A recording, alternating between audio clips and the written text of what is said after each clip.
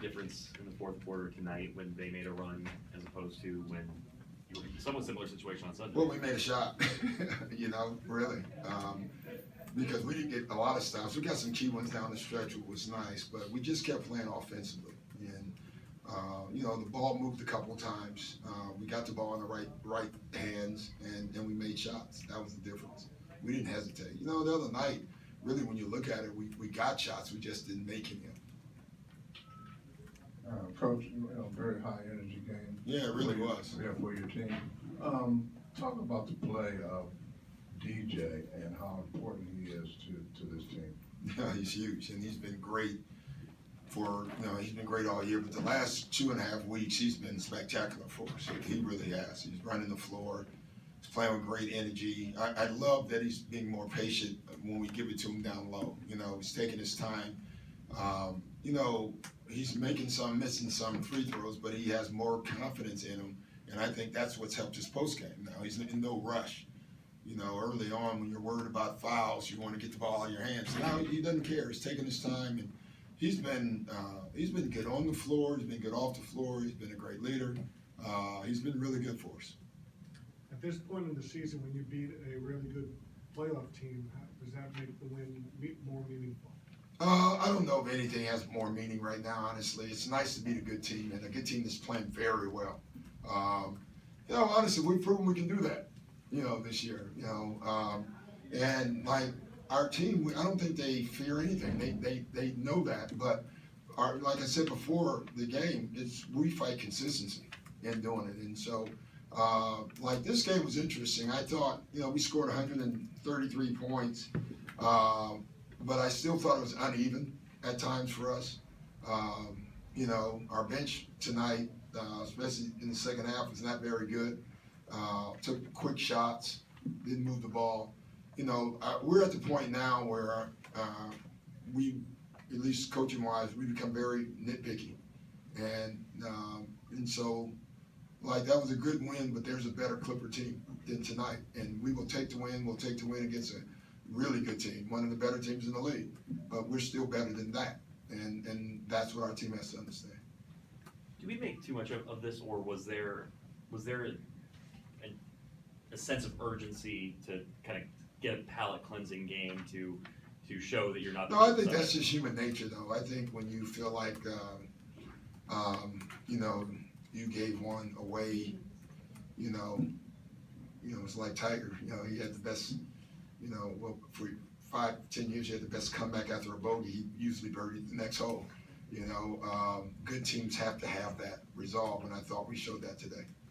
Doc, speaking of that last game, you had said to us that maybe you had waited too long to bring the starters back in. It looked to me tonight, as soon as that lead got under double digits, you took a timeout with like 8:30 left and brought them all back in. Did you learn? Was that something you maybe learned there? No, honestly, we got an 18-point lead with 5 minutes left. You should take your starters out. I actually said that and watched the film. I didn't think taking the starters out was a bad decision, to be honest. I just thought how we played from that point was bad. It happens, but it shouldn't. And is these last two games, I guess, is the bench concerning you a little bit that they're kind of? Well, honestly, the last game they were great in the first half. They just didn't close the game, and that was not. You remember Austin started, so he was out too. So we didn't have our real bench, and that's where I kicked myself. Even though I think Austin was at 42 minutes when we took him out, and our trainer told us to take him out, and that's where when I look back, I should have put the normal bench on the floor, because at least they were used to each other, and so can't get it back. Doc, you have 6 games left, and you're stuck in that 4 to 6 range. Yeah. Are you going to strive for more consistency with these guys? Yeah. Our thing is playing better, like honing in what we need to do. That's what I'm all about from this point forward. You're not going to rest then? No, mate. I mean, if the trainers tell me I'm going to rest, I'm going to rest. Austin will be out, for a little while probably, and so someone else may take a rest as well. Is Austin going to Phoenix? He's going, but he's not playing. He's going because the person that we use for the treatment is going on the plane. That's the only reason he's going. Like, I know they're both great players, but what are the differences in trying to deal with Wall and Westbrook? Boy, I don't know. They're both a locomotive, you know. I mean, they both play at an unreal energy level, speed level, and power level.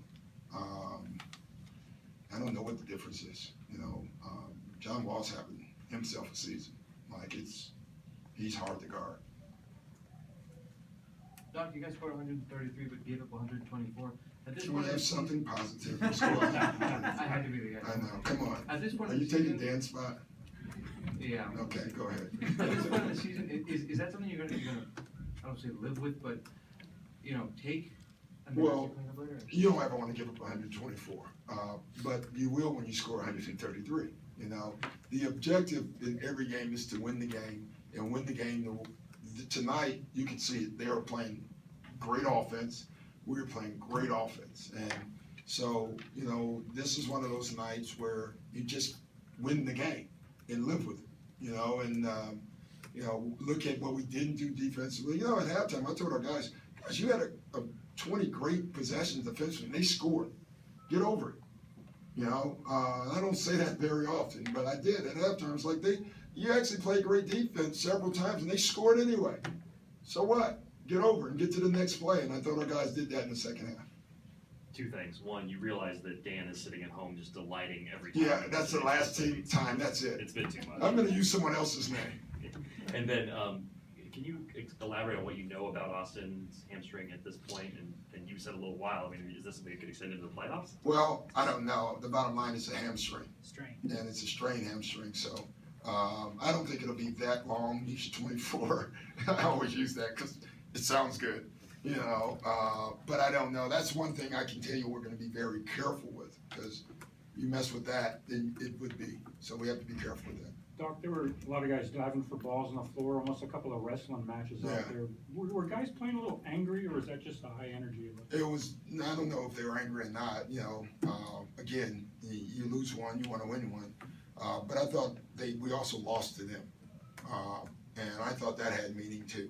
And you can see both teams wanted to, prove something to the other team. It was a testy game, which I think is great. I think we should have more of those.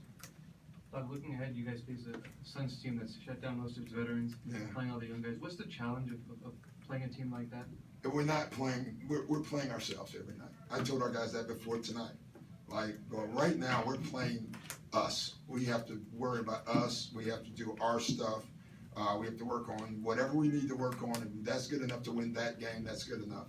I'm not even really talking about other teams right now. This is more about us. You guys agree with that over there? Back there? Yeah? All right, thank you very much. Thanks, guys.